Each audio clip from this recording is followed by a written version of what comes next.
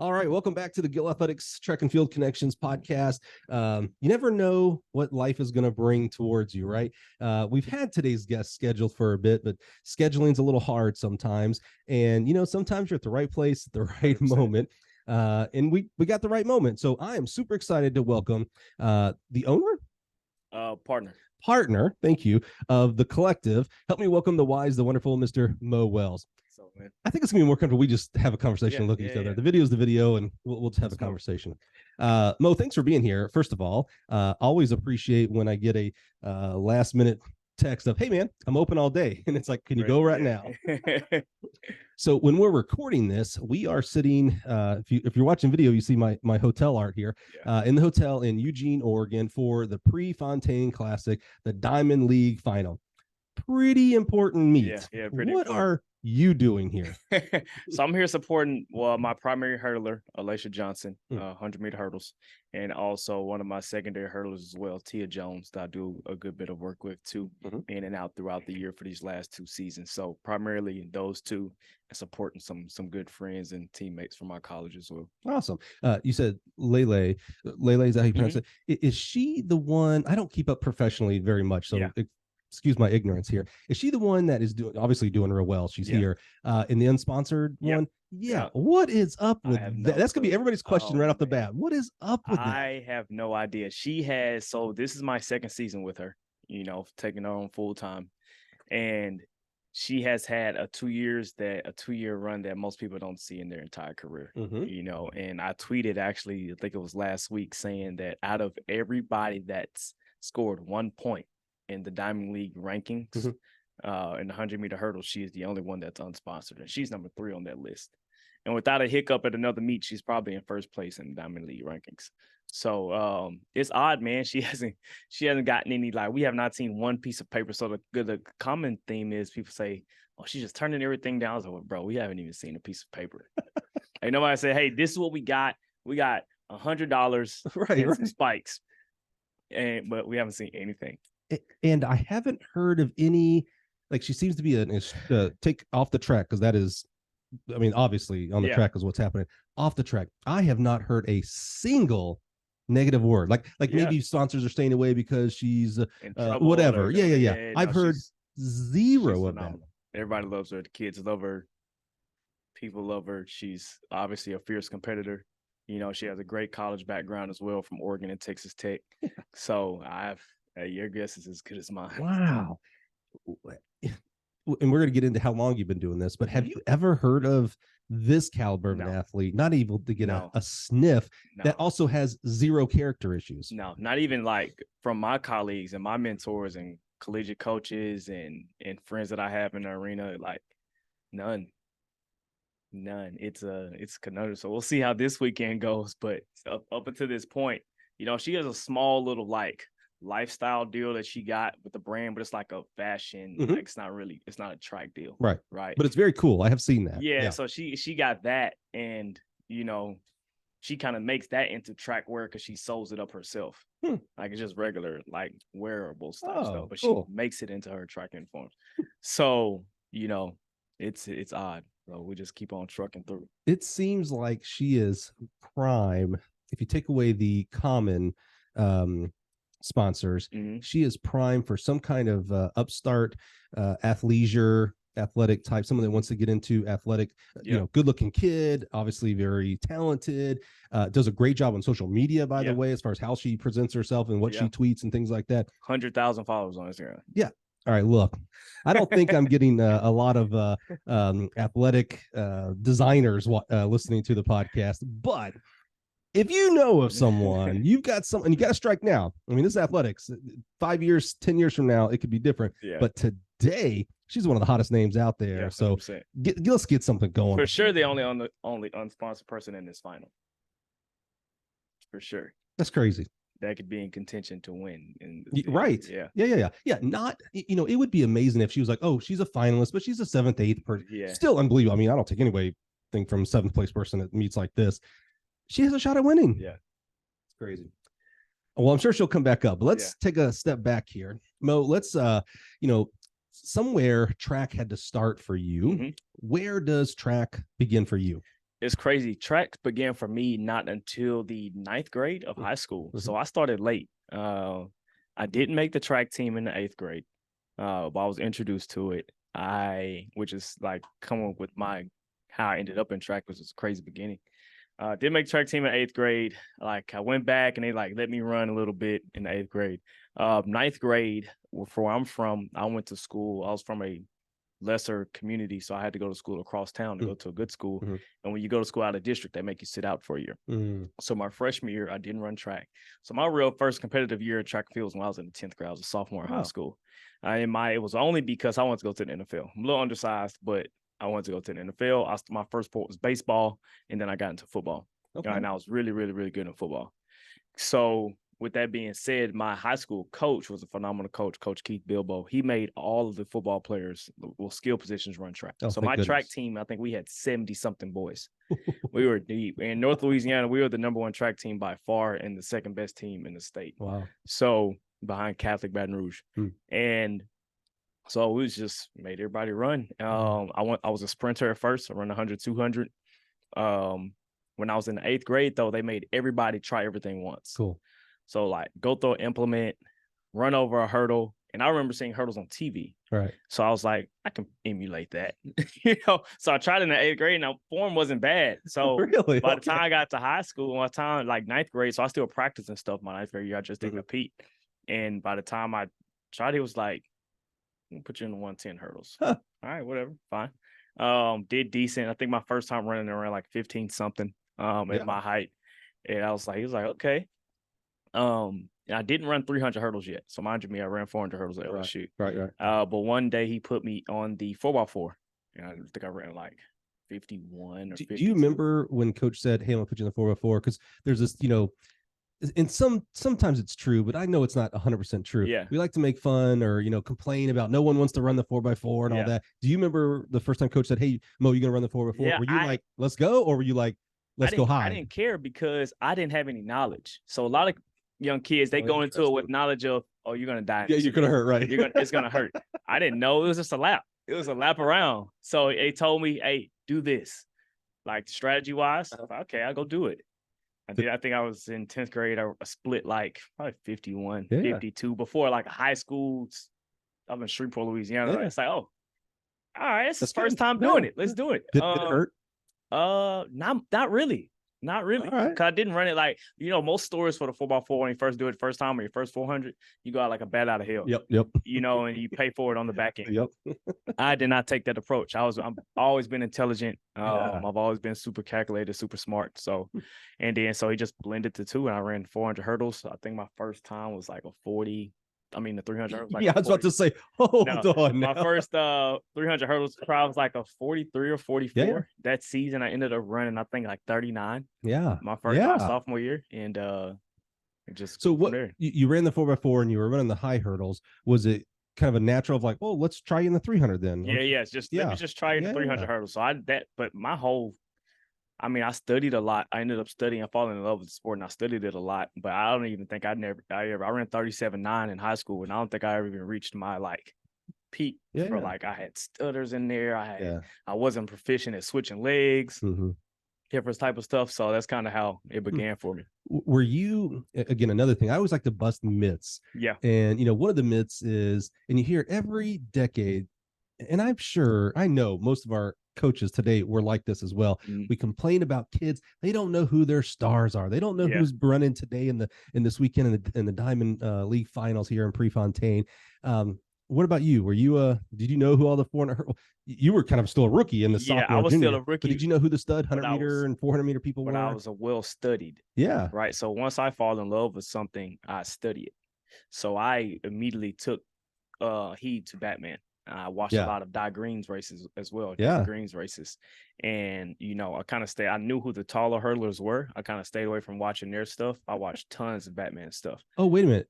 No, that's interesting. So, it's one thing to say I'm well studied and I'm calculating, but that was interesting because you're not on the taller side. Yeah. You kind of instinctively knew, well, I shouldn't watch the taller guys because they do things differently than what I can do. I can't do that. I'm not 6 foot plus. I'm not 6'2", 6'1", 6'3". So I kind of have to stay within my wheelhouse. Batman, now I know him personally, which is super cool. Yeah, he's so cool. Yeah. And he's barely taller than me. Yeah. So and a very cool dude. Absolutely. Yeah, love him. Absolutely. Yeah. That, like I said, it's one thing to say it, but that kind of example, like that's like, oh no, you have a little bit of self-awareness there. You did realize. So I knew it. So once I got into it, I knew what was going on. If not then, but by like my senior year, I knew the sport pretty well. Were you, spoiler alert, you eventually become not only a track coach, but a coach of speed. Were you watching how coach was operating things back in high school, or were you still kind of having no real idea what I was you might paying attention because I didn't have a lot of male mentors growing up, right? In my high school track and field coach, who was also my DB coach for the football team, he was a phenomenal human being as well. So I kind of took to, so naturally I took to his leadership, he's him raising us up to be good young men. So I took to that a lot. He did a lot of selfless things for us, and it was phenomenal how he organized us, how we dressed, how we competed, making us earn things. Like, it was a good experience. I love that, man. The impact coaches make, and specifically here talking about a high school coach, 14 to 18 years old, now we can look back, right? We're a little older. We got some perspective at 14 to 18. We probably can't verbalize it real well, but man, are we impressionable? Absolutely. Are we, thirsty for leadership? Are we hungry to be a part of something? I mean, that's quite amazing. Can you think of an example, a story of that leadership coach showed towards you and the teams? Or can you think of like a time of whether he had to make a switch on a relay, or maybe you had a bad race and you fell, and he was there to pick you up? I think for him, man, he was a stern guy. He was a stern guy, but I remember so he didn't let us really read our press clippings because we were really good. So we were a really good track team. So he didn't really let us read our press clips and do anything like that. But I think it was my regional meet when I first qualified for state. I went into regionals. My first regionals was my junior year, where I was going to be qualified for state. Before that, I was just doing relays. And I won district, went into regionals. I was messing around, and he was just like, but I had still qualified for state. So it was my first time going to state in an individual event. Right. And ended up going in 2 events. So, but I'm expecting him to be, super excited. Yeah, right. But I ended up getting 3rd in 300 hurdles when I should have got 1st by a landslide. Right. Oh man, he chewed my ass out. I was like, but I made it to state. right. It's good enough, right? But me still being a rookie in track and field, what he was trying to prepare me for was when I got to state, since I messed up at regionals, I was in like 9. At LSU running the 300 hurdles. I didn't win. I really think it was because of my lane draw, but I ended up getting 3rd, so I medaled. So I was all state that year. I was like, I can't. He was thinking the next step. I can't be satisfied. Yeah. So that was a great learning lesson. But then after I medaled at state, it was a flip flop moment because he was so embracing and congratulatory. But no, he didn't let us slide for anything, man. He made us strive. He didn't want us to be perfect, but we always strived for it. He was thinking that next step. Yeah, I'm right now. And again, as a 16, 17-year-old, a lot of grace for you. You were thinking right now, exactly. Now, I made it. 3rd, I'm going. I made it. What's the big deal? Right, so I was on 2 more relays. I made my individual events. I was like, oh yeah, I'm doing it. Okay, so we're gonna get into senior year, and it's fascinating because where you ended up going to school, so you had to be highly recruited. I'd love to factor in that, but I got to tell you my 300 hurdle story as well. Here we go. All right, we are not the same person. Okay. So at my high school, Mo, you're gonna crack up. No exaggeration here. Freshman through junior year, we got a new coaching staff my senior year. Freshman through junior year, every day, unless we had a meet, and I'm from Alabama. Okay. So this is a good time to tell that you work with the great Trey Hardy, who I got to coach at Mississippi State, who's also from Alabama. So he can he'd be able to back some of this up in regards to, we typically had Tuesday meets, Thursday meets, Saturday meets all the time, right? But any day that was practice, every day, all of us, the whole team, we do our 2 little laps. That's pretty common. Right. We do a little static stretching, which I've learned since blah blah blah. But then we would run the meet in order. So I think first event was 4x8. So the 4 guys on the 4x8, we do our 4x8 while everybody just stood around. Then I think the 100 would next. The guys would go down and do the 100, and then I don't know, probably the mile. Yeah. And I was an 800 miler type of guy. So I was running the 4x8, the mile, the 8 open, the 2 mile, and then all the 4x8 guys were 4x4 guys as well, because our spinners were not running the 4x4 every day. That's insane. Sucked. But I was pretty smart kid too. Yeah. I'd look over at the hurdlers. First of all, we didn't have very many. And I was like, man, all they do is the 110 hurdles, the 300 hurdles. And done. They're out for the day. And I was like, and hurdlers are cooler. I mean, first of all, this is a joy for me because I am my very first email address was hurdlelove@hotmail. Yeah. I'm a huge hurdle nerd, right? So I was keen. I was like, man, I need to try out for the hurdles. We don't have very many, so I should be okay. Okay. My junior year. So coach, I went to coach. Hey, coach, I want to try out for the hurdles. So like, all right, go to Coach Pascal after practice, and he'll try you out. Now, so I went to practice 4x8. All that stuff, yeah. So I'll skip the story of doing the hurdles. It goes as much as you think it was. I hit the dirt, blah, blah, blah. Yeah.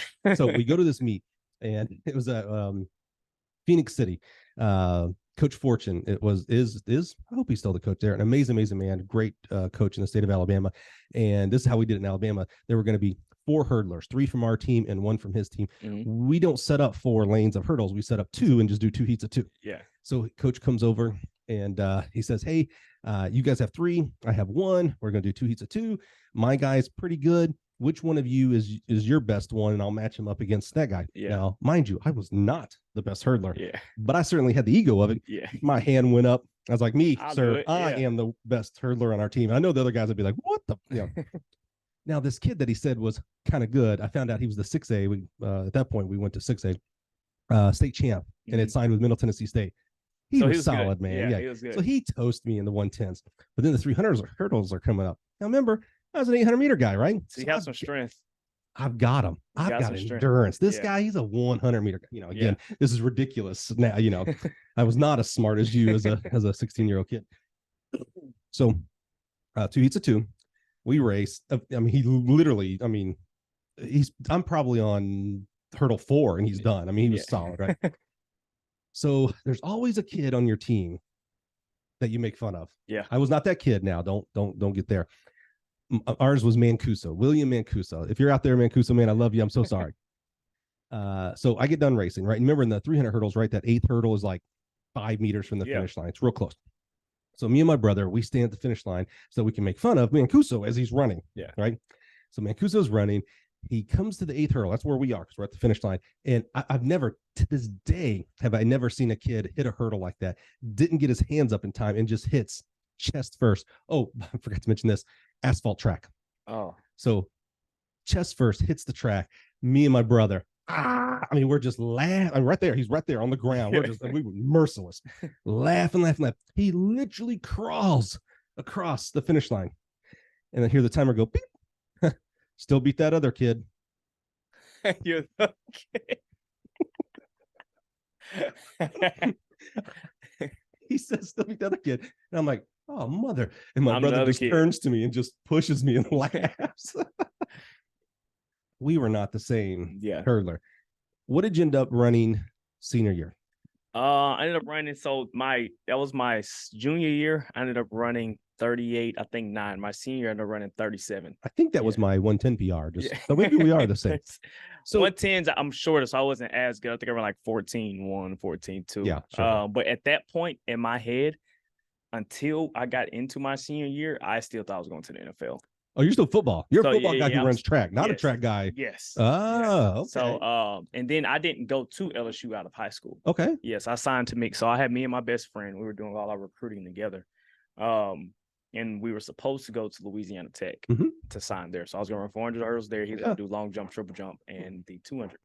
And he couldn't get in. I actually did my senior pictures in Louisiana Tech gear. Right. So he couldn't get in.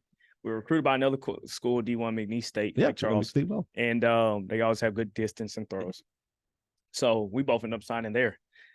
And I went, but for me, obviously I ran 37 in high school coming out. I think while I was in high school running hurdles, I was running like 56, 55, whatever. And you signed for football? No, I signed for track. Yeah. So what happened? So I'm gonna take it that you can't make it to the NFL without playing in college. So I had offers. I had, I think, 4 offers in football. Okay. Right. Smaller schools. D1? Yes. Yeah. Okay. And then I had some track and field offers. Obviously, I had more. For sure. Right. So I'm getting my senior. I'm actually decent at this because I've always been keen on being consistent. So if I was running 38, 39, I was running that all the time. So and I don't think I lost a race my senior year. I think I lost one race and it was to my teammate. So to your teammates, so you had a pretty good team. Oh no, our team wow. was good. Yeah, we had a solid team. I think it was a good. I think like 10 of us ended up signing D1 offers. Yeah, we were good. Holy cow, we were pretty good. Wow. So I ended up taking the track and field right instead of football, and I got common sense. Like these kids are only getting bigger. I'm not. Yeah. Did you go to like a college football practice in high school? Yeah. We went. I was an offensive lineman, a very under. Yeah, I'd probably be a pretty good sized one now in high school, but I was a completely undersized one then. And I thought maybe I could play. I started my junior, senior year, and a pretty decent team my senior year. And I was like, maybe I can play. And we went to go watch Auburn practice once. With the coach took us to the team. Yeah, no. And I was like, dude, in high school, one out of maybe once a day, maybe twice a day, someone gets rocked, right? I mean, every play someone was getting murdered. And I was like, I remember the ball boy is so funny. Ball boy's talking to us and he goes, well, it's not a good sign when the ball boy is bigger than the football player. He was bigger than me. And I was like, he's got a great point there. Yeah, he's got a great point. Yeah, maybe I'm good not doing it. So I knew, like, and looking back at it today, like my size, like I've trained a lot of guys that made it, like, or maybe a little bit bigger than me, my same size, which is crazy to think about.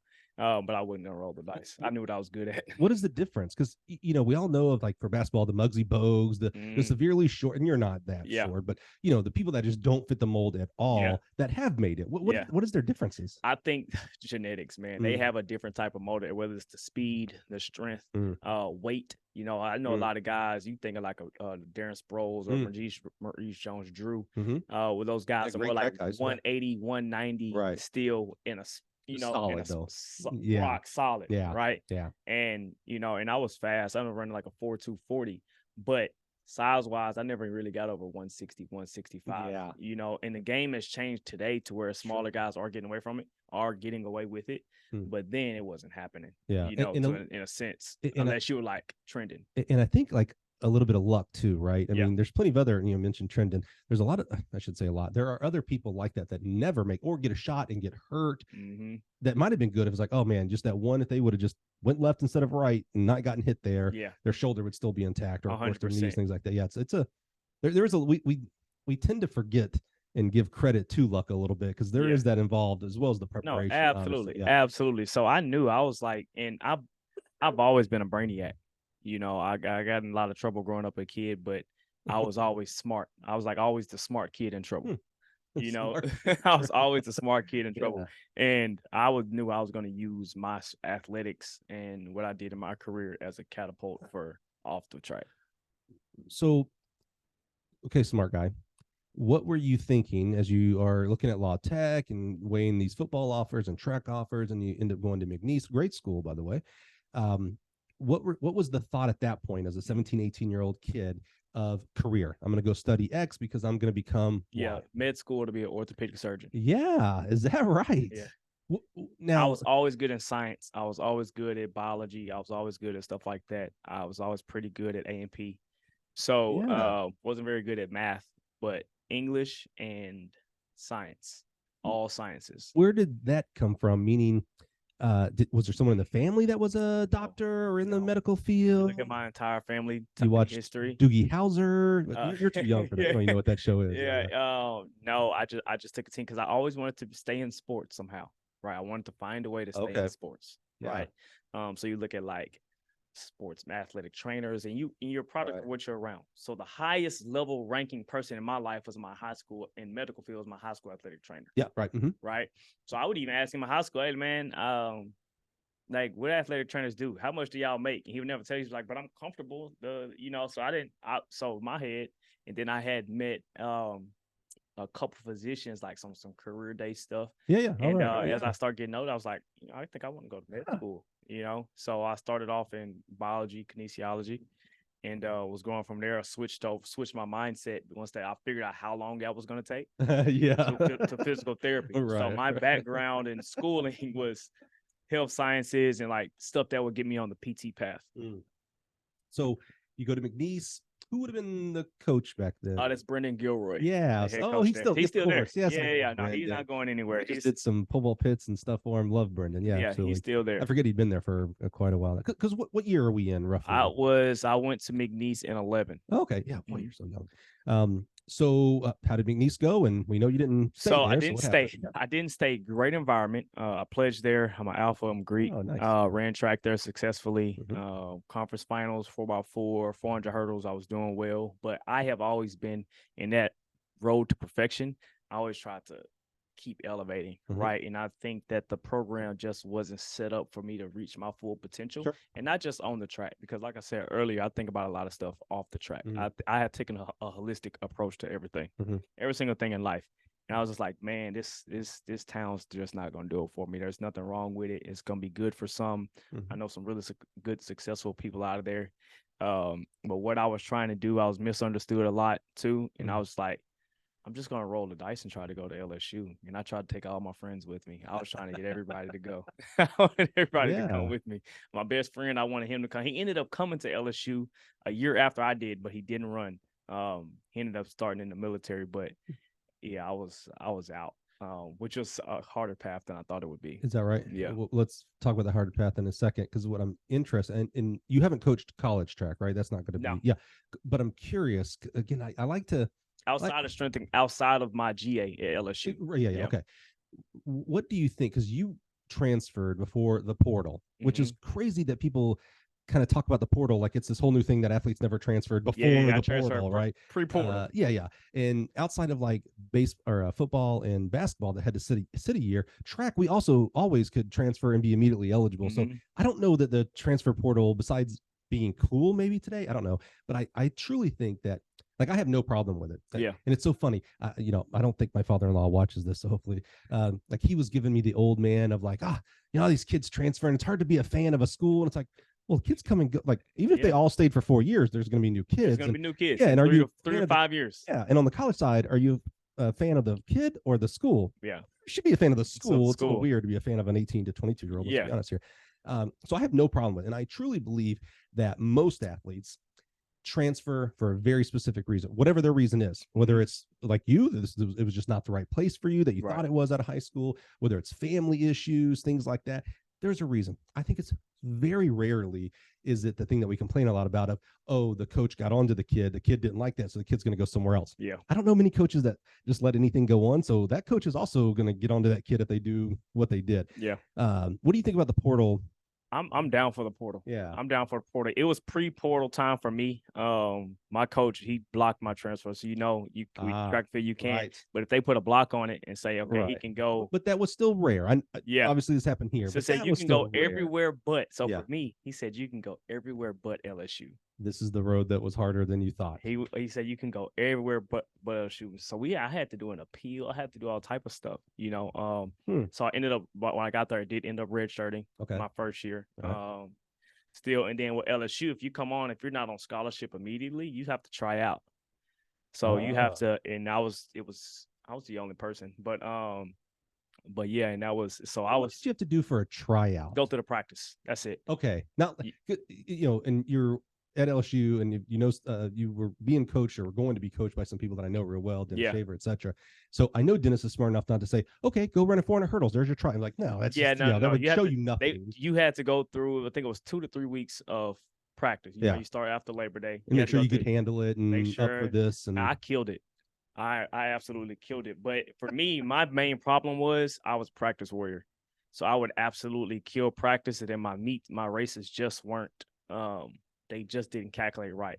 And then 2, me going to LSU was a business decision. Okay. I'm actually, to this day, no offense, Benny, I would have probably gotten faster at McNeese because I would have had the opportunity to race more.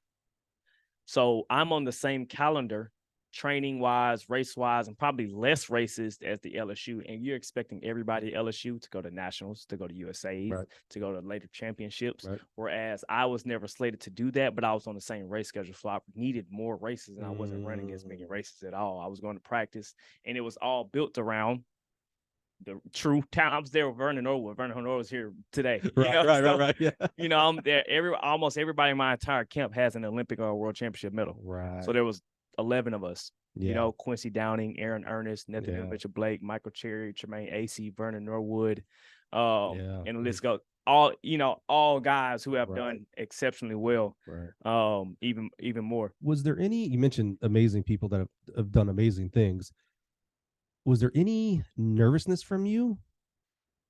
You know, you're quote unquote coming from McNeese, and not that you were there like for a long time or anything, but you know, here's this McNeese. You know, LSU people. I'm sorry, they don't worry about McNeese people. I'm sorry, they just at all. You check the box on. You've done well in high school, but you know, it's a whole different world. No matter how good you are in high school, it's a whole different world, and you're lining up against killers. I mean, guys that are like, I'm not trying to get to nationals. I'm going to nationals. I'm trying to get to the team. Yeah. I'm trying to win. Any nervousness of like, oh? I think my attitude towards that is exactly why I'm as successful as I am now in my regular life, because I had no nervousness. I have always been super realistic, right? And I think one of the reasons that my coaches respected me and still respect me to this day, because I'm a great role player. Right. I was the guy. I'm going to make sure everybody's where they need to be on time. I'm going to be a great leader in the weight room. I'm going to be a great morale guy on the track. I'm going to do what I can. When you call me to run a relay, I'm going to run the hell out of my races. I'm going to do what I need to do for the APR, for the academic side, for the program. Right. So everything else. And I think a lot of young athletes get that confused. It's just like the NBA. Right. Everybody can't be a LeBron James. You can't be the star. You have to be a role player. Right. So if you have a Zion, somebody has to be a Jose Alvarado. Like somebody has to be the role player. Right. And I was perfectly fine with that. And I excelled in that role. I'm with you. And obviously from the outside looking in, I can agree with that. But as an athlete, how do you balance I'm going to do everything so I can be the starter or I can be the number 1 400 hurdler versus I have a role. I want to be the best role that I can be. How do you balance that? You know what I'm saying? Yeah, I think it's just I'm trying to beat myself every day, right? So if I'm in this practice running these 250s this week, the next week I'm trying to beat that time. I'm trying to do this. And I'm sitting there training with Quincy Downing, who's running 48, 49 seconds in the 400-meter hurdles. Like I'm trying to get as close to that as possible. Can I get to 51? Can I end up running 53? Can I get to 51? Can I get to 52? Can I make it to regionals? Right? Like how can I do that?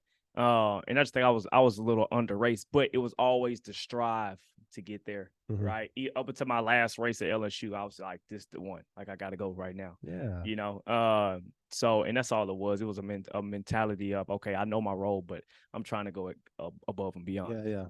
What's it like? I don't know Benny very well. I knew him as an athlete. In fact, he was an athlete, I believe, at the same time I was coaching at Mississippi State. I was there 04 and 05 seasons. Yeah, he was there 03 or 04 year round. Yeah, I thought that was when he had the historic year, I think, in 04. Yeah, he might have been on the team that made me quit coaching. In 2005 at Mississippi State, we ran 3 flat. And, you know, when you run 3 flat, you're supposed to win nationals or at least second if something happens, right? We were 5th that year. That was the year LSU set the then collegiate record, which just recently was broken. I know, right? Crazy, yeah. So Kelly Willie, Xavier Carter, him might have been Benny. I think so. Benny. Yeah, I think so. You know, they just crushed it. And then, you know, I can't remember if it was Texas Tech or Minnesota. You know, this other guy, and it was like, man, we ran 3 flat and change, and 5th. Florida was there. Baylor was in that race. Yeah. Because Daryl won the 400. Our guy got second. Jamel, he got second. Yeah. Anyway, it was like, man, this sucks. Yeah, this is fun. It's tough. Sorry. It's that same meet was the week Benny. He got beat by Karan, and they both set the collegiate record. Yeah, that's right. Oh. So you get second place, but you broke the collegiate record. Who did that this year? Was it the 4x4? They broke the 4x4, but they were second at SECs, right? Alabama and LSU. No, Florida. Yeah, Florida. it wasn't LSU. We weren't that hot. Florida breaks the record. Alabama breaks the record, and Alabama gets second. Yeah. At your conference meet. Yeah. Dude. If that's at nationals, it's like, oh, that sucks, but you know. Yeah, you in that conference. Yeah. Dude. Silver medal. So I don't know Benny very well, but I do know Dennis Shaver real well. Love him to death. He was my USATF level 2 coaching education teacher for sprints and hurdles. What's it like to be coached by those guys? And how much were you, when you were paying attention to, high school coach Bilbo. How much were you, when you were paying attention to Coach Bilbo, like, all right, I see how he does things. I see how he cares and what he tolerates and not tolerates. Yeah. How much were you paying attention to a Benny who would have been this is fairly rookie-ish year. Maybe not the first year, but this is his first few years coaching. I think he was probably like 5 in. Yeah, or that's so, the rookie. 5, 6. Yeah, that's the rookie. So how was it to be coached by those guys? And so how was your paying attention? I'm a little older now. I've been through a little bit more adversity now, right? So I'm still super intelligent, still super observative, right? Yep. And it was phenomenal, right? I think it was more so from a communication style. So I saw Benny communicate with all different types of people, right? So I think that was one of my biggest takeaways. What do you mean?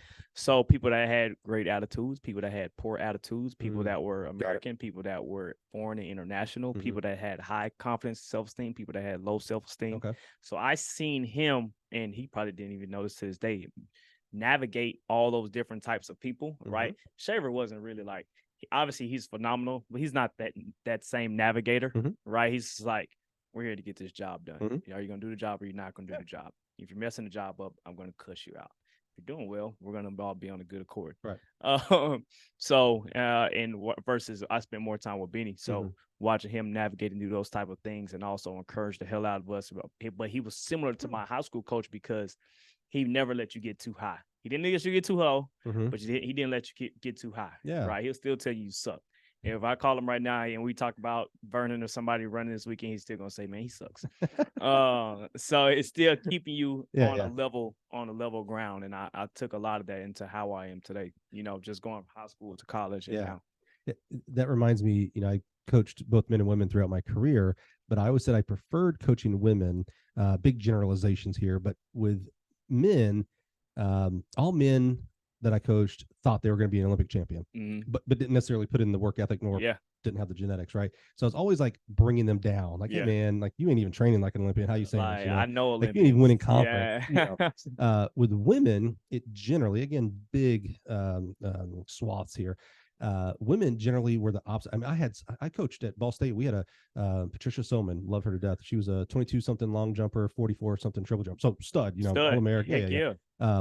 But including her, most women that I've ever coached, no matter how good they were, it was like, oh yeah, I'm not that good. And it's like, oh man, no, like you really good. Yeah, like, you can win conference there, you can win nationals this year, you can be all American. And I always enjoyed that. I enjoyed picking people up way more than I need to bring you back down for some reality talks. It was much, and I go through that now with my hurdler. Like, I have to tell sometimes, and I'm not even a hype person. Anybody that knows how I train, I'm not even really a hype person. But so I say, you're one of the best hurdlers to ever run over these hurdles, right? Right. That's a crazy statement, by the way. Right. So how many people have run? Think about how many, probably hundreds of thousands, or people have run over these 10 barriers. Right. You're one of the best to ever do it. You're number 6 in America all time. So, and probably a hurdle hit from being top 3. Right. Oh, so, I think I always tell you got to give yourself some grace, but always strive to push forward. So what do you end up graduating with, and what's the thought for a career? So near graduation, man, so it happened quick. So for me, obviously I got done my redshirt LSU, get into running and competing, still dealing with eligibility stuff coming from McNeese to LSU. Transfer credit hours, figured out. Finally, man, it was a rough road. But while I was in school, I started exploring career paths, right? So I was doing internships. So I was a full-time athlete, but I was also working. I was doing internships. So I started work. I was educating and helping my teammates in training and stuff like that. Because LSU, we weren't like super, super technical, right? It's like you have a God-given gift. We're going to refine you. You're going to go through our program, but it wasn't like a sit there nitpick. If you want to do hurdle drills, you come before practice and get them out the way early. Interesting. So I was, like I said, in high school, I was a study of the sport. So when I was in college, I started studying the technique of the sport, not knowing how that would set me up later. But I knew that to even be in the same race, in the same stratosphere as some of these other great hurdlers, Quincy Downing, Eric Futch, all these other guys, it's like I need to give myself some type of technical advantage because I'm 5'5". Right. So, so that's what I did. And I got really good at sprint mechanics, hurdle mechanics. I was a switch hurdler, pretty easily. So with that being said, I was still trying to navigate my career space, like what I wanted to do. So physical therapy was still heavy on my mind, but I did a couple rotations in a couple clinics, and I was like, man, I'm seeing more geriatric patients than I am athletes. And I met my strength coach, Jake Riedel. He's probably one of the reasons. He was a football strength conditioning coach under Coach Tommy Moffitt at LSU.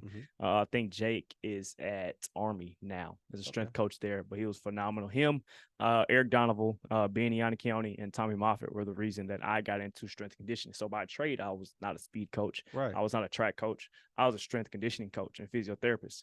I have certifications in strength conditioning and exercise physiology, like the CSCS and stuff like that. I have I have like 10, 12 certifications, right. Plus my degree. I graduated in health sciences and kinesiology. So all these licensures, I'm a licensed massage therapist, so I can even at these type of meets, I can register as a medical professional, right? For like U.S. championships and stuff like that. If I wanted to apply to work for Team USA, right. I could take the coaching route or the RMP route, right? But that's just for me thinking ahead, and where right. I get that ahead thinking from a high school coach that told me that, bro, we're not worried about regionals, we're about state and your lane draw. So, that's awesome. So strength conditioning and that's why I tell a lot of track and field athletes today, because track and field, there's not a lot of money, not just for the athletes, but for the coaches either. Right. So I was like, man, I don't want to just make it. I want to do exceptionally well. Right. And I'm looking at these salaries, and mind you, strength and conditioning is very hard as well. But I would rather have been competitive in strength and conditioning with the big money sports than track and field coaching with the non-revenue sports. Right. So LSU football has a prestigious football internship that they have. While I was still running track, and I saw it online because I had started applying for stuff at this point, my senior year of college, and I'm like, I see like the internship, and I see the director of the internship. It's Jake. So I go to the weight room. I'm like, Jake, bro, let me do this internship. Right. So the only reason they let me do it is because I ran track and I have the speed background. Right. So I go over there and I crush it. They moved me up to GA. I did 2 semesters there for my GA. And I probably did, and I worked with football. And they didn't even give me track first. I had football and swimming and diving first. Yeah. Then I got volleyball. I had soccer, baseball, track and field, and I helped with gymnastics. Coach Earl Chevalier, who is now the LSU track and field strength coach. And so I worked with a lot of sports. Right. During that time and doing like just applying to more and more GAs, jobs. I think I sent out probably a couple hundred emails. And then that's probably when I finally broke, after my collegiate stint, broke into the private sector with Exos. Oh, Exos. Yeah. That was my first job. I know them through now Altus, when John Godina started all that. And, Arizona. Yeah. John's a great friend, so I know. I've always known the name Exos. Never really knew them though. And so you broke in with Exos. Yep. So where is track coaching for you at this point? Is it because it seems like we are going SNC? If my mind is here, track is in the hallway. Yeah, right. It's not even right. Alicia is the only reason I got into track coaching. Oh, really? Yeah. So, like I told you, I've always been a nerd. I've always been a geek. I just stayed in trouble. I got put that life behind me once I got out of high school, pretty much. And pretty much, yeah. And college, dumb college kid stuff. Sure. And so I always took a practical approach to everything. And training. So I knew the X and O's. I got into sports science, and I always took a practical approach to everything. Right. So I didn't get into track coaching until, what was this, 2020? So right before COVID? Yeah, like right before. Right. I got first dosed in it, and then 2021 is when we started training for our first season, which was last year. Okay. All right. So what do you go back to Exos? You get in with Exos as a full-time job? Yes. Yeah. So what did that look like? Yep. So I moved to Manhattan, New York. Yeah. I'm a Louisiana kid, not up and moved. I moved to Manhattan, New York to work in sports performance, sports science, sports marketing, and consumer experience with Exos and Adidas. Now, you don't have much of the Louisiana accent. And by the way, we've totally glossed over Louisiana track and field and high school side. Yeah. It doesn't get its due. Yeah. It's not a Texas, California, Florida, populous state, but man, there are some amazing coaches. Absolutely. And amazing athletes, football and track specifically, that come out. You mentioned Catholic Baton Rouge. Yeah. Pete Boudreau was the longtime coach. Yeah. There. Yeah. He won. Legend. We used to do a high school coach of the year. He won. He didn't lose much. Yeah. So I got to go down at a halftime of football and present him the trophy. It was really, he didn't lose much. No, cool. Actually, I also code switch. If I do interviews and like I'll, articulate how I'm supposed to. So everybody's like, huh? What did you say? Yeah. Now me at practice is a different thing. Okay. But nonetheless, so yes, I moved to Manhattan, New York. I was there for about a year. Yeah. How's that? Winters are a little different. I hated it. I'm not gonna lie. Everybody that lives in New York, I'm sorry, I hated it. It was not the place for me. It was too cold. It was too busy. Yes. I lived in Edgewater, New Jersey, and I had I had my car there. I had to take a bus to. It was right on the river. Go through the Lincoln Tunnel, go to Port Authority, walk to work. I had to walk through Times Square every day. So for about a week or so, a couple weeks, that's exciting. Kind of cool, right? Yeah, man. Louisiana kid. I got my first big boy job. I'm walking through Times Square, and then you know this on TV. You're a couple weeks in, like, this is really annoying. My God, this is annoying as hell. Actually, I started taking a long way to work. So and that's where I was. Stayed there for about a year before coming back to Louisiana. Homecoming. Yeah, so I came back. Food's different too, by the way. Oh man, it's so different. So, but that me taking that leap of faith and just going up and going to this job in New York. Once people had seen I worked in New York, it was like an instant stamp of approval. It was like that you make here, you can make it anywhere. Oh yeah. So that stamp on my resume coming out of LSU track. So you think about my resume. Big check. Yep. I went from elite All-American high school athlete, right? LSU track and field athlete, right? All conference at McNeese State, right? GA intern at LSU football, yep, and strength and conditioning. Then I go to Exos, the #1 private sector brand in the world, probably. Yep. And then I come back to Louisiana, where I work at Traction Sports, Mac Julie, Ryan Clark, Ryan Theriot, a lot of great guys down there. And I'm also one of the lead strength coaches for the Olympic group. So that's what Vernon there, Norwood is still there, Michael Cherry's there, Lolo is there, everybody's there. And I started working with them. And I spent 2 years there at Traction. I kind of led the way for some stuff that we're actually just now re-implementing at LSU from a sports science standpoint. Led that charge, and then I ended up going to MJP after that. MJP, Michael Johnson Performance. Oh yeah. So the resume just keeps. We just in McKinney. Yep. Yeah. Yep. Is that right? Yep. So how did you get on over there? So when I started working with Ryan Clark, I also started doing some stuff with Nike in the opening. Okay. So I met some colleagues that Brian McCall, he ran MJP. He's at Sports Academy now, Mamba Sports.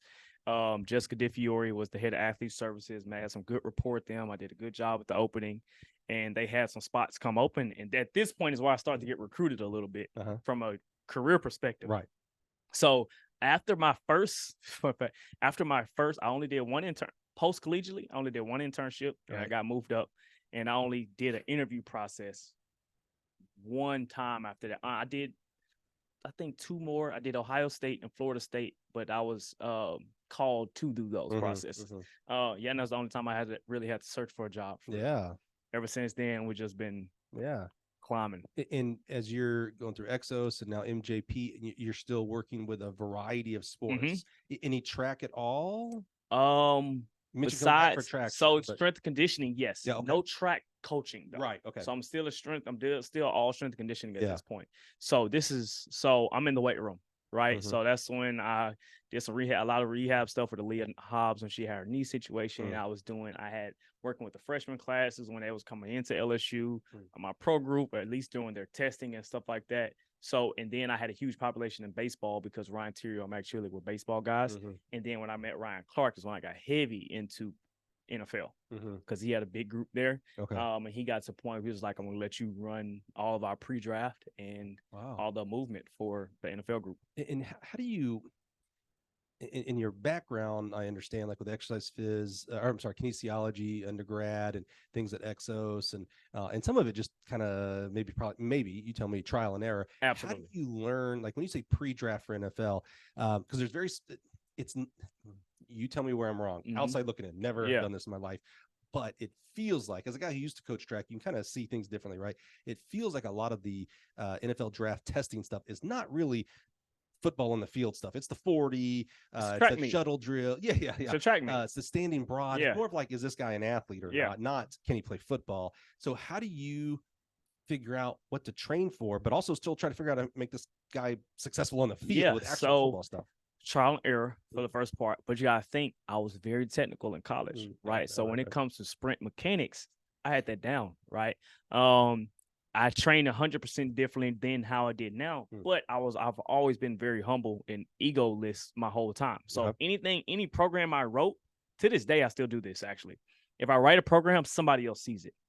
So at that point, it was Boo Schexnayder, who better else to proofread my program than, hey, boo, I made this for these football guys. I remember my first program. So when I was at LSU as a GA, we had programming assignments. I used to get ripped to shreds. So I'm very organized and it always looks so good. But at that point, you can still see I'm doing volleyball programming for strength and conditioning. You can see the track and field bleeding into it, right? Completely different demands, completely different sport. Like, where's the agility? Where is the anaerobic capacity? Where is the strength for this, the power for this? Where is it at? And but now, proof. I remember Boo. I thought Boo was gonna do the same thing. I gave him my book. I said, "Hey, here's my 8-week program, speed and agility. What do you think?" It's like, "Oh man, this is good."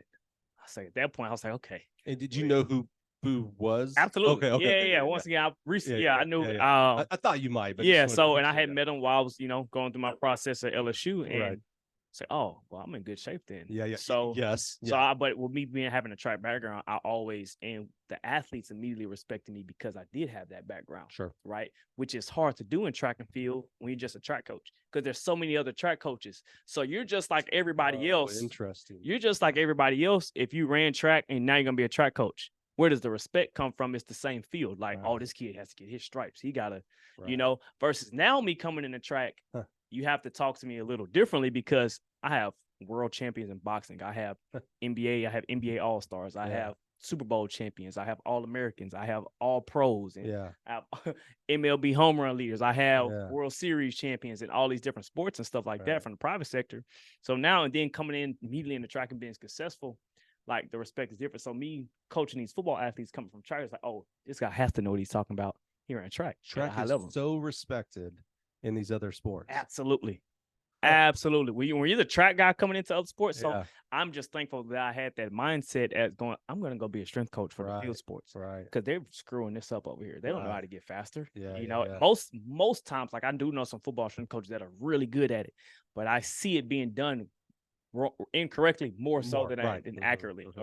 And you can't save the whole world, but I'm like, I can go make a lot of money just doing this over here. And we still have that get tough mentality instead of the get athletic and get fast mentality. 100%. In majority, I should say majority, but a lot for sure. 100%. So I took that mindset and I went through LSU and everything. Now going to traction and leading up, pre-draft and stuff like that. I got in a pre-draft in 2016, all the way through now, and it's just been phenomenal ever since.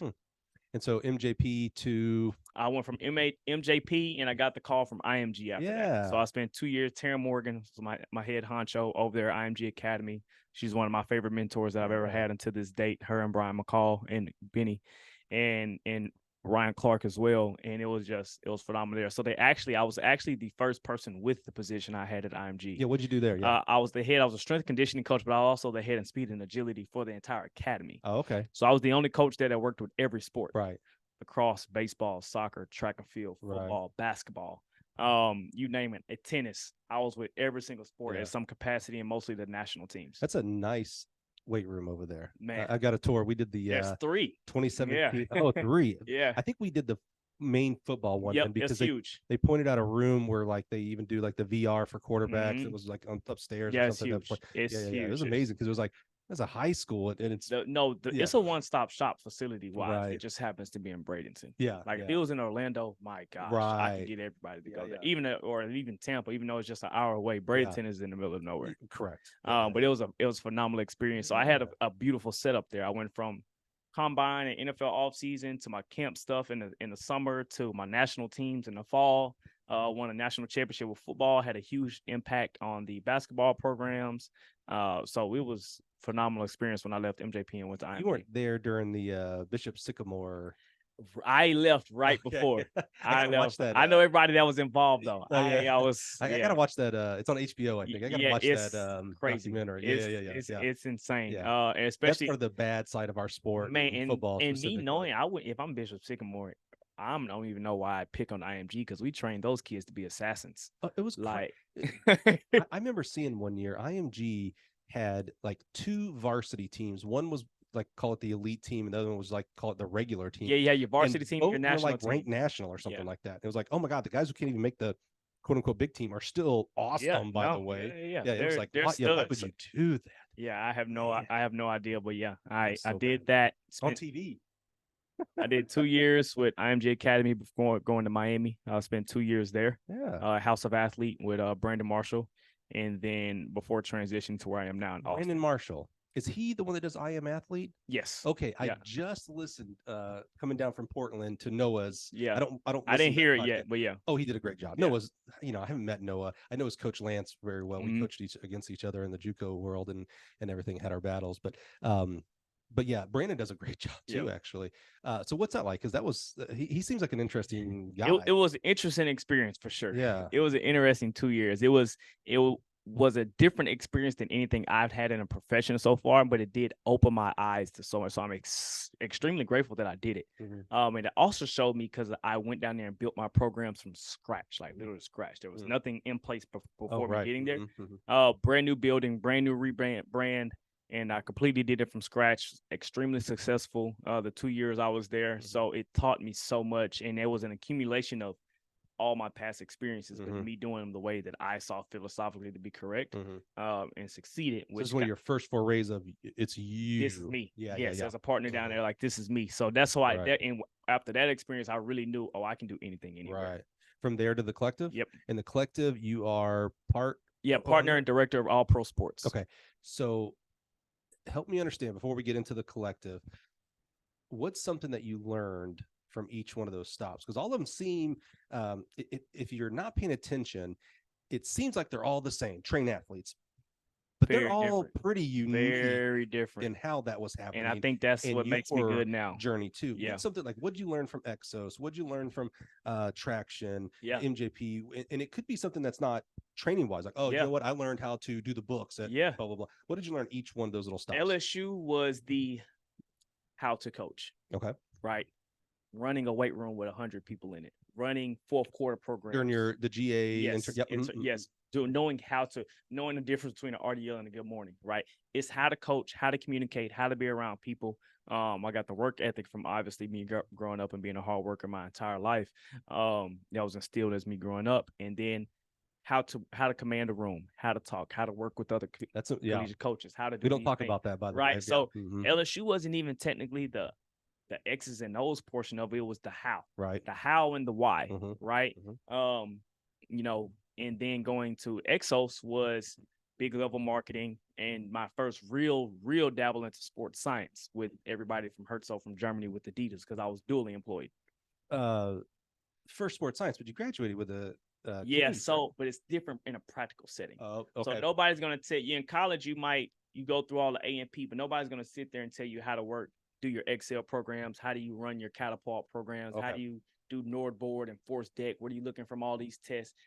This is all stuff that you have to learn in real time. Got it. So I can tell you about your body head to toe, right? But certain stuff you just have to learn in a practical setting. Okay, makes sense. And that's what I did. And it was kinese that you studied. So well, obviously exercise was probably a portion of it. It was not the focus of it. Yeah, it's all the body. Medical school or whatever. It's all the body. The body is all. So that's from health and wellness, Exos. Nutrition, A&P, chemistry, physics, all that stuff. Makes sense. And then and you get into some exercise prescriptions and stuff like that, but it's real high, like it's real basic.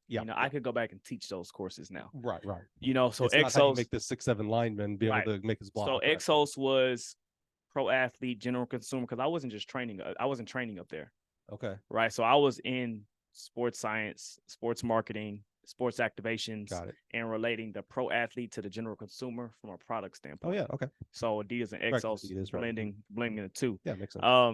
So what I learned there was marketing, consumerism. I learned big city, how to navigate with a lot of different people on an international level. So those were some of those things, once again, still outside of the X's and O's, but making me who I am. And going back to Traction, it was really grunt work. So I had a big dose in youth athletics. I had state championship baseball team, state championship tennis team, state championship soccer teams, because we contracted out with like Catholic and Parkview and all those other Baton Rouge high schools, and we did all their strength and conditioning while running the 7U girls softball team, the 10U boys baseball teams, like our whole baseball softball situation. So you learned patience, man. So And this is where I really got into the X's and O's, right? Because now I'm learning, I'm controlling more. I'm getting into X's and O's. I'm also working with pro track and field athletes from a strength conditioning standpoint. So, and I have a lot of time to study. So me, I could have made a lot more money at Traction if I took personal training clients. But I told myself I don't want to do personal trainer. I don't want to be a physical therapist. Right. I want to be a strength conditioning coach, exercise physiologist. So I spent the time that I probably could have been making that money, continued education, learning, growing, studying, visiting with people, going across the street to work to the PT clinic. I worked as a PT tech at another clinic in Baton Rouge. So just from a learning standpoint, and that's where I got a lot of the X's and O's. I got to MJP, that was private sector, large numbers, and refining that knowledge at a high level, right? So it's a lot of things. Yeah. So it's like, think of, you have a raw data from something and you're pulling out all the small bits of information that you needed and implementing it at a high level, working with some really high level athletes. And that's what I did at MJP. Also still along each step, branding and networking, meeting everybody. And IMG was that perfect blend of it all, and business operations. So IMG, I was on Terrence's hip like this because I wanted to know the business operations, because IMG is not just IMG. It's Endeavor, it's WME, it goes out vast. It's a global brand, IMG models, everything. I wanted to know everything about all of that. Right. Because I didn't just want to be a strength coach. I wanted to be an entity, and to be an entity, a true household entity in this day and age, you can't be good at just one thing. When you say entity, do you mean, you know what? Hold on. We'll pause there. Keep going. So with that being said, I want to make sure that, all right, I'm doing everything that I can do I didn't know what the product was going to be at the end, but I knew, man, all right, this has to work. It's going to come together some way. Like, I'm just seeing, I have a vision. I know where I kind of want to be at. And it just kept developing and blooming and blossoming. So IMG was putting together, working with more teams. So now I'm back in team sports. Right. Yep. Still working with the private sector. Right. It was a perfect blend. And then your operations, how to set up your whole run at the NFL Combine, how to do all this programming and manage these people, how to do CRM and backup house, different types of things, who to call for different types of things. So networking, branding, but also business ops continued at IMG. House of Athlete was how to put it together holistically and also implemented at a very high level, but marketing and networking was through the roof, right? I think that's one thing Brandon did get correct. He hit on the head. He was a phenomenal athlete, so he knew some of everybody. But the people that he brought together also knew tons of people. So there's nothing that I don't feel like sports and media that I can't accomplish now because of my network, my work history, who I know, what I know, so when it comes time to getting anything done, and what IMG taught me is the how to get it done. What I love about that, you said a word that sometimes it can be a buzzword, and a lot of times I think people get the definition and the action of it incorrect. Networking, right? So it's one thing to be able to sit here and say, yeah, man, I can get on my phone and I can call this person in the NFL, this person in NBA, this person at USATF, whatever, yada, yada. That's one thing. And sometimes it's thought of like, oh, man, he's so lucky because he knows those people. But you have to take that step back and go, yeah, because I busted my butt. Absolutely. Like, Brandon didn't give you the job because he thought I was a cool guy. Yeah, right. He's like, what do you know? And who do you know? Who can vouch for you? Yeah. But that didn't start. You didn't start there. Yeah, you had to, all these steps that you're talking about helped build from here and kept building. And it had to be a build because it wasn't. They weren't just gonna say, "Oh, this young African American kid, let's just give him this whole empire." Right. Hell no. Right. Like, you got to work your way up, and I think me moving helped me accelerate in years. Yeah, because I've had a tenure that a lot of guys don't get in their entire career. Yeah. So I think that's interesting. You said that moving to there. So you have coaches that traditionally, you need to work there 10 years, 15, 20 years. Whereas, man, the stuff that I've done, and I've been in for 10 years, the stuff I've done in 10, if I didn't move around, there's so much I wouldn't have been exposed to. Now, that's an interesting aspect, too. I want to finish off on networking. Networking is not, here's where I think people get it wrong. And if you do think of it this way, you are doing it wrong. Networking is not, how can I get to meet a Mo Wells, a Mouse Holloway, etc., so that they can give me something one day, be a reference on my resume one day. Right. networking is, how do I give Mo value Absolutely. that he wants to do stuff for me? So we go to these network events, and I think about, my favorite time of the year, the USTF CCCA convention. Yeah. And sometimes, and I don't want to pigeonhole young coaches, just coaches, sometimes go in there thinking, oh man, I'm going to meet Mouse, Dave Smith, whoever you think are the big names out there. And they're going to like not me. How it is. That's like, man, first of all, do you know how many people want to get to know Mouse Holloway? First of all, he's a cool guy. That's why a lot of people want to get to know him. But obviously he's very powerful, does, an amazing coach, does a lot of things. You think because you have a good smile, he's gonna say, put me on your resume? Yeah, go ahead. No, I'm not putting my name on the line for that. So you've got to, how do you bring networking is how do I bring value to others? And they see that and go, well, man, if he gives me value, I want to give value back. Now, going back to what you just said there, that's interesting. So I coached for 10 years and was at a different institution. I was at 5 different institutions. So I moved around a lot. And growing up, I was at 20 different schools before I went to high school. High school same year. I've never thought about that way. I've always said to people, went to 20 different schools before I went to high school. And I always said, so I was always the new kid. And so when you're the new kid, you have to quickly find who's my tribe, who are the people that I'm going to be cool with, who are the not so cool people. Right. So you always have to be evaluating people. As I went professionally coaching and I was at a different school every year or 2 years, I had to find who are my people, who are not my people? How do I get things done? How do I not get things done? I never thought about it. Like usually it's talked about in the negative of like, oh, you weren't, you're not loyal or at a place for 10 years or 15. I never thought about this. Like you kind of opened my eyes here a little bit of like, oh, I got education. Every time I moved, there was a whole different education of people and how to get things done. And it's so vast. I know the entire Exos model of fitness and sports performance. I know the whole model for IMG, APD, athletic and personal development. I know the entire marketing scheme and networking and how we did things at House of Athlete. I know the ground level of traction sports and what we did for the community and baseball and team sports and stuff there. MJP, I know the Nike, the background of Nike, how we do the testing, how we run pre-draft, how we do NBA pre-draft, how we run off season. I also know the people that I met along the way. Obviously, I did a great job at each stop. So they're going to vouch for me. We're going to keep working together. I keep bringing people up along the way with me as well. Yeah. So each stop taught me something different. And if I would have stayed in one place, I would have had the same experience 10 years in a row. Yeah. And you might have, especially a guy like you certainly would have. Let's say you stay at any one of those places for 10 years, because there is something about getting deeper. I mean, you certainly are learning a lot, but there is, and I hope you'd vouch for this, there's experience and doing the same thing to different people. And okay, I need to tweak that didn't work. 100%. So there certainly is that as well. So it's not bad. I'm certainly not going to absolutely not. It's bad to stay somewhere 10 years, but if you are a learner, you are learning new things and continue to mold all that. So now, interesting, as you mentioned, what you learned at all these different places, and now you're in Austin at the Collective. Did the name Collective come from? It just kind of hit me like, no. So they had just opened it when I came on board. They had opened it the year before. Yeah. It just happened. Yeah, it just happened to come together like that. Yeah. So no, man, it just worked out. It worked out in that manner. You've been to Manhattan. You've been to Austin, Bradenton, Miami. Yep. Now you're in Austin, which is a pretty hot town right now for a lot of things.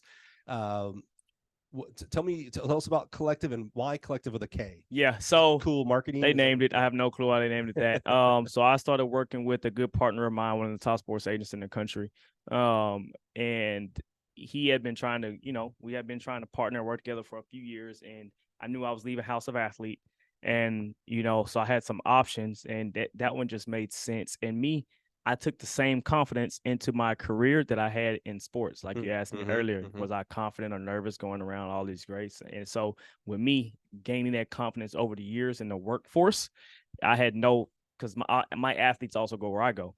So I had no lack of confidence. Man, it's Austin. We're going to do. So we did. We have had a great about a year and a half now of work with the Collective and bring all my pros there.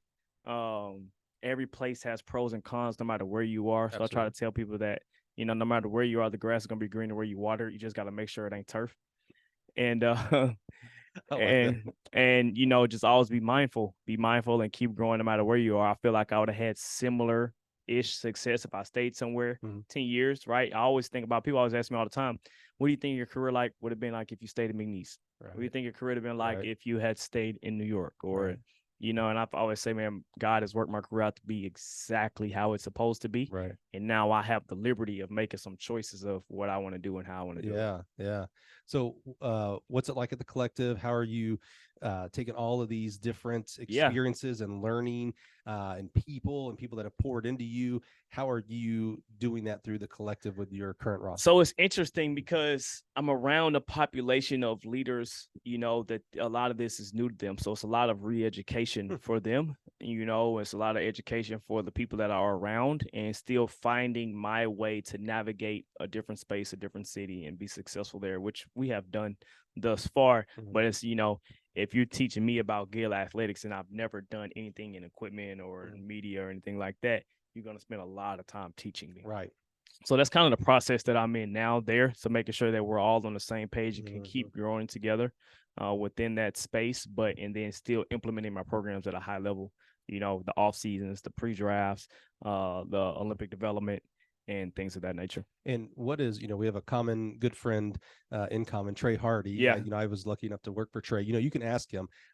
When he lists his top 3 hurdle coaches ever, I'm in the top 3. There we go. He's admitted it. Yeah. Now, I'll let him tell you the backstory. He's only had 3 hurdle coaches his whole life. Still, I'm top 3. Top 3. On Trey Can't go Hardy. wrong. Absolutely. Right up there with Mario, and then his high school coach in the me, and that's all he's had. What's his role with you? So he does all the movement. So we have 2 strength coaches, Tim Riley, Jordan Bush. I've been with Jordan Bush now, I think 4 years. I brought him on in IMG during pre-draft, and he's stuck with me along the way. And me and Trey do all the movement. So all the speed development is movement. I think Trey is just so good with technology. He's so good from a coaching standpoint, and he's also good from an interpersonal standpoint, right? So it's hard to get athletes at such a high level to take to you, right? They can be anywhere. And this is the who's who. It's like I'm not working with run-of-the-mill guys. These are like the who's who of sports. So it's hard, like when you introduce somebody new, for them to take to that person, right? But he's a great communicator. I'm a great communicator. He has a passion for what we're doing, and also a passion for his own continued growth and roles and different avenues and stuff that he wants to be in. And it's just been great thus far. Yeah, well, I know you're listening, Trey. And I love you, man. I got to work with Trey for 2 years. I think 2 years. I think I had him for maybe just a year. I don't know. It was awesome though. He was a lot of fun. Did you ever watch? You're so young. I watched all of his stuff. Did you ever watch the show Friends? Yeah. It's one of my favorite shows. So, all my friends don't think it's funny, but it's funny. It's not that funny. My wife loves it. She doesn't listen either, thank goodness. But oh my God, she loves that show. The series finale. I was at Trey's apartment in Starkville playing poker. It's just this memory that just sticks in my head, man. I was just like, man, I had no clue. I mean, he was good when he was with us, but he wasn't a world champ medalist back then. And it was like, I had no clue. It's like, I'm playing penny poker with future medalists and it's amazing. It's amazing. I don't have many of those moments because I've kind of normalized it, because I was at LSU with Ben Simmons, great point, Odell Beckham, Jarvis Landry, Leonard Fournette, Jamal Adams, Alex Bregman, Alec Lang, like all these fun, and we're just going to school together. So like it groomed me to be. So now I'm around John Moran and Javonte Davis and all these other phenomenal people in the space, Justin Jefferson, and it's pretty normal. I was going to ask you, but you just answered it right there, because for me, and I got to work with Trey, Steve Mullins, who was Olympian, Marquise Frazier, Pierre Brown, Olympian for Canada.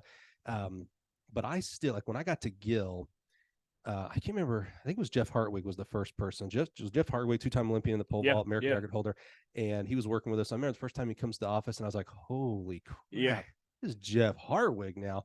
And there was some inferiority in me of like, why? First of all, he's a vaulter. I'm not a vaulter at all. Why would he ever want to talk to me? He's an Olympian. I barely can spell Olympics, And it's funny, actually, kind of on the same token, but I think it's because, so I know Justin Gatlin real well. I've known him since he was like 16 years old. I was one of the first people to ever recruit him, actually. So I've known Jay, like, we're friends. Yeah. But I guess it's so funny. I've never thought of like, oh, Jay, who has better credentials than Jay, right? He's just Jay. He's like still the 17-year-old kid, right? But when Jeff Hartwood came in, I was like, oh my God, like how could I ever talk to him? You know? Yeah. And then we became really good friends. It's like, oh wait, he's a normal person who person. happened to do Yeah. unhuman things. Yeah. He's a normal person. And then John Godina came in, and I remember same thing. It's like, holy crap! If you think Hartwig is awesome, this dude made double the amount of Olympic teams and medals and whatever, blah blah blah. No, yeah, and I get it. John is like one of my best friends now, and it's like, and then I started meeting a lot of other, and it's like, oh my goodness, wait a minute. Like we're human first, as long as the person also realize, you know, and I don't know, maybe sometimes there's some outreached egos in the NBA and NFL and probably track and field for sure. It's like, oh, we're human first. Yeah. Some of us just are really awesome at running hurdles, and some of us are maybe good at podcasting. And that's it. Now I do have some. I've had some moments in my career because like now I'm on a first name basis with like Michael Vick. Right. On a first name basis with like right? Ray Lewis. And like even think about like I was on the phone with Batman for like an hour last week or two ago. And just like situations like that, like I can call Hugh Jackson, I can call Mike Tomlin, I can do all these different type of things. Like now certain situations, like, damn, that's pretty cool. Like I've met Floyd Mayweather numerous times. So it's really cool. You know, you get to be in different spaces, you get to go to music concerts. And this is something that, and that's why I kind of stress, like, for my track athletes, go outside the track field, because if I didn't venture out into the field sports and football and basketball and boxing and MLB, I wouldn't even have been exposed to stuff. I would have been outside looking in. And a lot of times track and field is a lot of outside looking in on other sports and entities and music and entertainment. Right. And whereas I've been fortunate enough to be in the mix and all this stuff over the last 8 to 10 years. So how do you navigate, you know, being a track coach is extremely busy. Yeah. You know, we mentioned Mouse earlier. He's here, and he just ran through a whole collegiate season, indoor and outdoor. He was on the Olympic team as the coach last year. I know he was at World Champs because of Grant. I mean, it's 24/7, 365 for him, and he's quote unquote, he's using the words only and just, but I'm gonna say only a track coach. He doesn't coach boxers and baseball and football. How do you handle being in Eugene today for the Prefontaine? Maybe next week you're in Vegas for a boxing match. The playoffs for the NFL. I don't know, all the different things. It's tough. It's tough. A lot of people like to use the word balance. There is no balance. Yeah. And I also, I think there is, but balance looks different. We like to think balance is 50-50. So that's not necessarily balance is not 50-50 at all. I have spent the last decade of my life, I have never been on vacation. Yeah.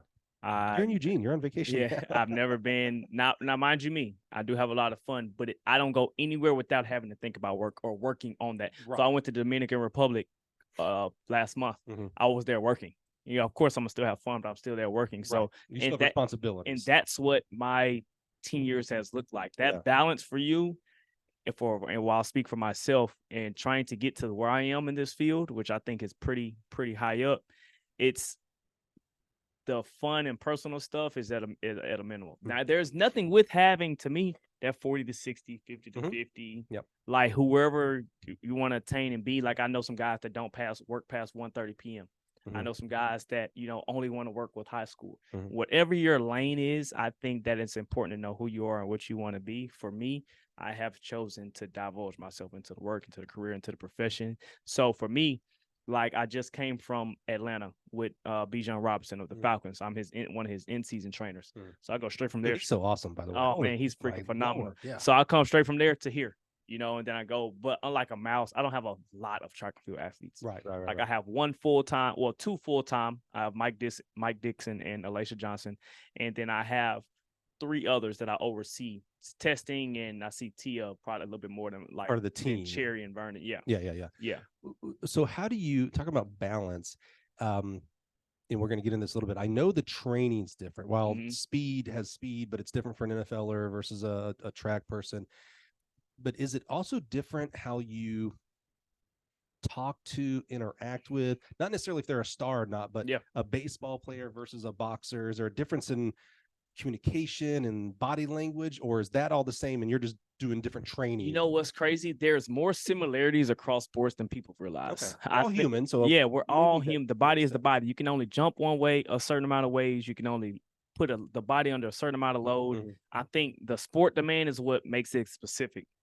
Right. So I don't train like Alicia's schedule, of course, is going to look different from Charles Amenahu's schedule. But they're still in the weight room. They're still sprinting. They're still jumping. They do similar things. Now, when it comes to, of course, he goes to D-line practice and she goes to hurdle practice, but there's a lot of similarities, and it just comes from a sport analysis. But interpersonal communication-wise, it just depends on the person. So there's a lot of people who are type A. I'm just in football that are also type A in baseball, so I can talk to those people the same. I might have a big ego or super confident. I got to talk to them a certain way, and I will really spend a lot of time bringing them down. Or I have somebody in track and field and somebody in basketball I got to spend time bringing up, right? So like we talked about earlier. So I think that's and me having to also have, I'm more well versed in some sports, but having to have a general knowledge in every sport, just about. Like I got to know when is the competition seasons, when is off season, when is championship season, what's their important competition. Like a lot of people in track and field don't even know about FIBA. They don't know about World they're qualifying and different type of stuff. A lot of people in football don't know about what Diamond League is. And it's really kind of difficult to explain to somebody in football. They don't give it. It's difficult to explain people in track. So how do you, I have a lot of respect for heptathlon coaches, right? Because you're training one organism, but for 10 different disciplines. So you've got to be careful. You got to walk this line of like, I have to train them in all these different events, but I can't over train them just because they do 10 different events. How do you keep separate? So there are some commonalities for sure, but there are some uniquenesses. Like you mentioned, the season, the schedule, they're important games or whatnot. How do you go to Atlanta and understand, okay, Bijan's just started football season. We've got 14. I don't watch NFL. I'm a college guy. We have 12 games or whatever. And then and if they're a playoff, that means we've got to last until yada, yada date.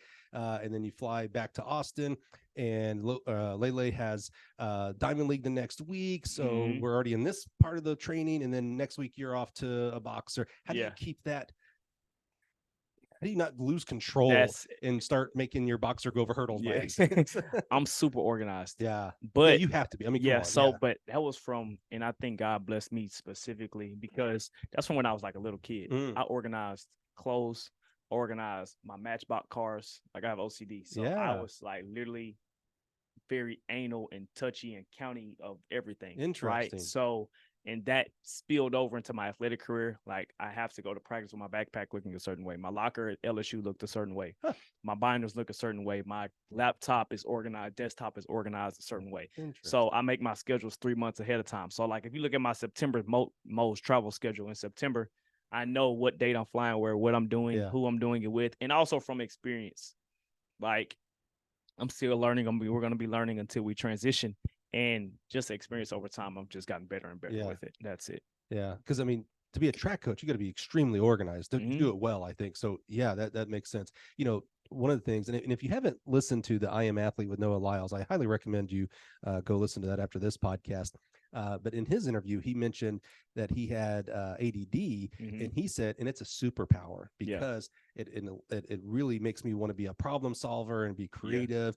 And you're told your whole life going through school that that's a bad thing, and they teach you against what you need to be, the way you need to be taught. So that's interesting. You said with the OCD of like, oh man, I've had this for a long time. Long time, and look what it's doing now for your career. Like, thank goodness you have some OCD-ness tendencies into there. Yeah, that's really interesting.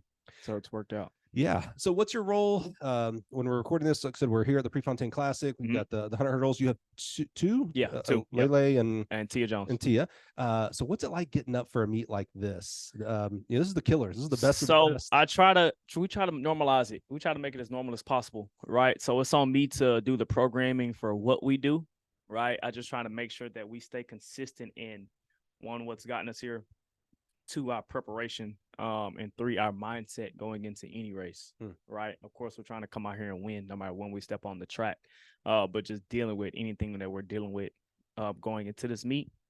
And meets like this, just keeping it simple, right? So if I have LayLay focused on 2 to 3 cues, and I know those 2 to 3 cues can get her to first place, that's all we're going to focus on. We got to, and it's my job as a trainer, a coach, a manager, whatever the case may be, whatever title I have for the day, to take all the other stresses off of your back, right? So I go above and beyond. Like, she's unsponsored, but she probably has the best unsponsored life probably ever, because me and my staff, we do a phenomenal job of, for our athletes, if you are blessing us with your presence, because we do a service, but they could be getting this anywhere.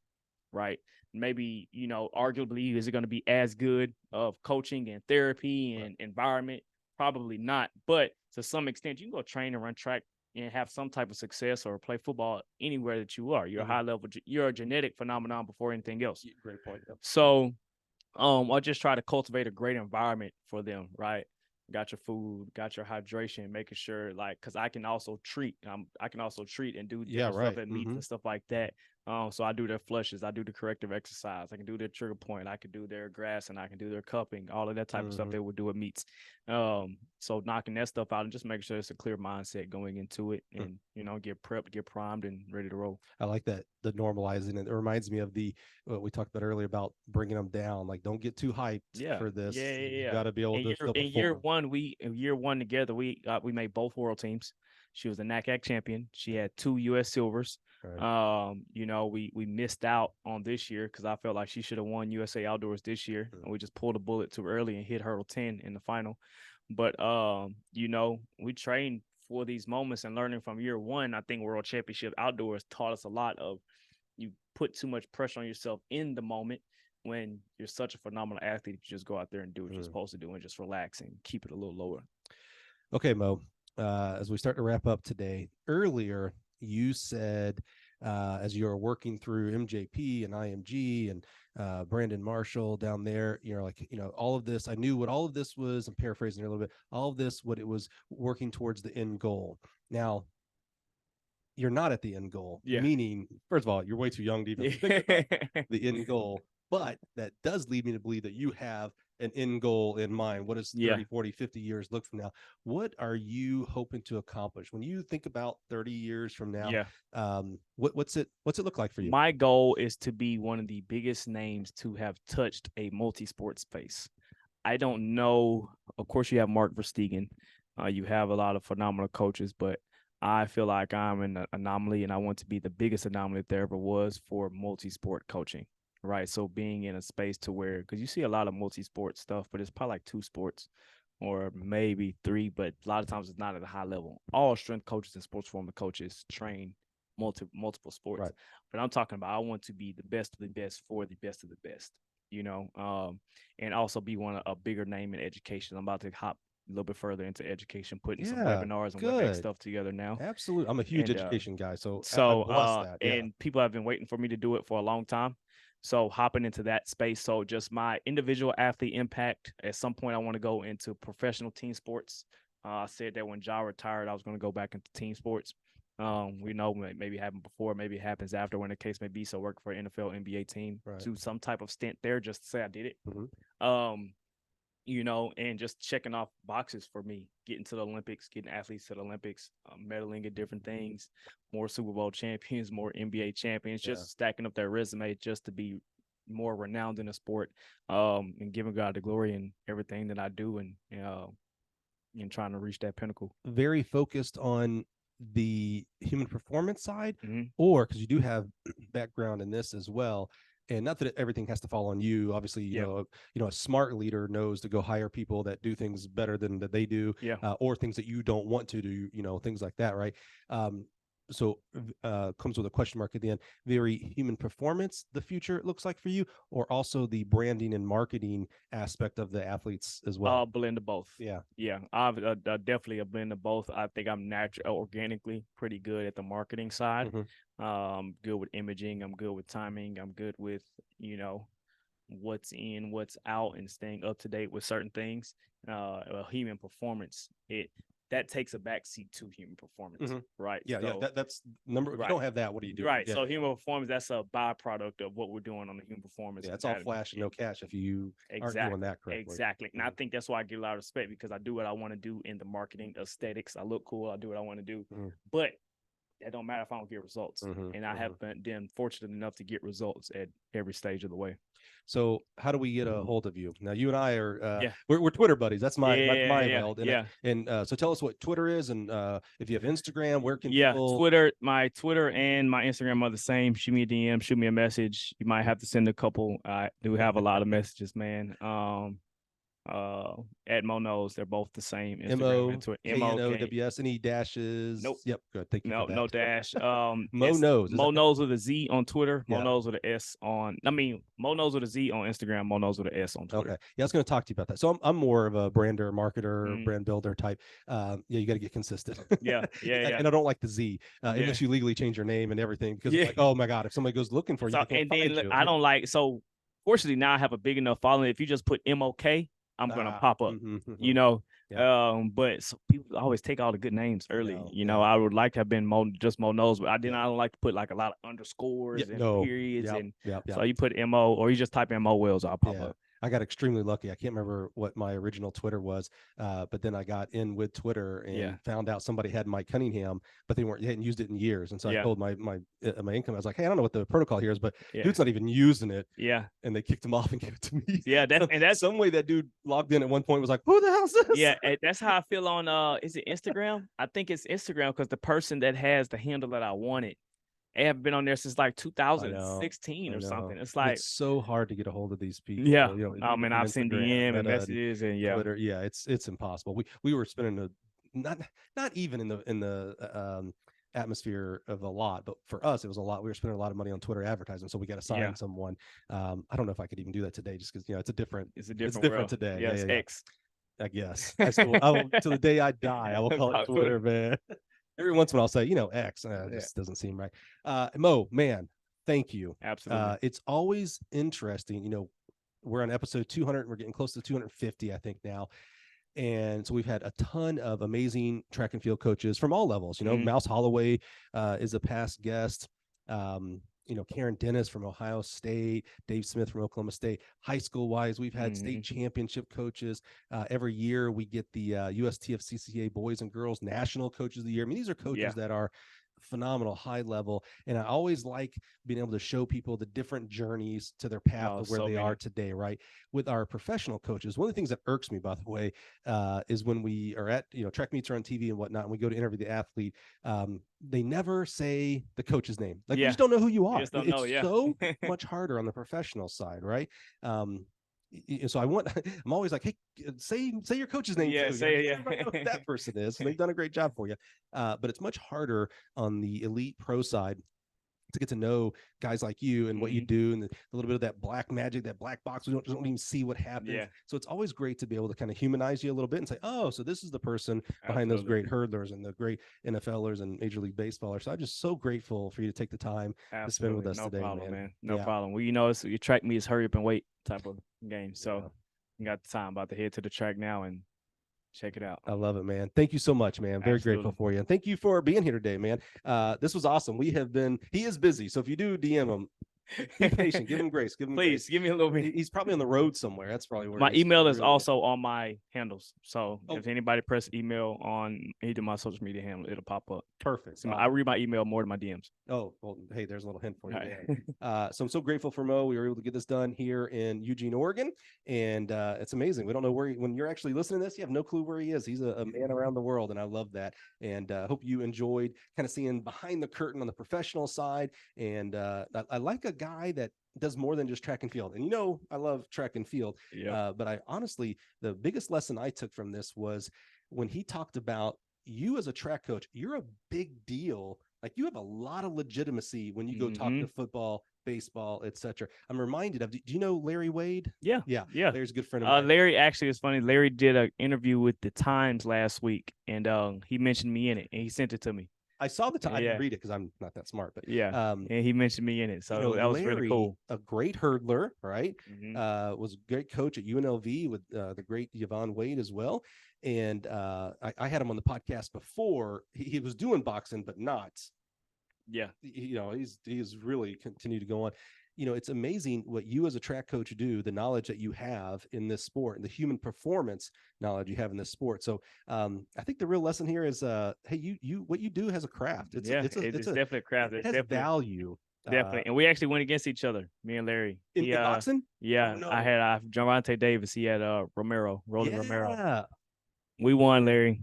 We won. If you hear this, shots fired. That's all boxing up there. All shots fired in boxing, man. You got to get your own Logan Paul or what? You got to get them influencer out there, kind of guy, KSI or KPI, whatever his name is. Yeah. That's all what as you well. get. Absolutely. All right, guys. Thanks for being here this week. Join us next week in the Gill Connections podcast. We'll do it all over again and have another amazing coach. Have a good week, everybody.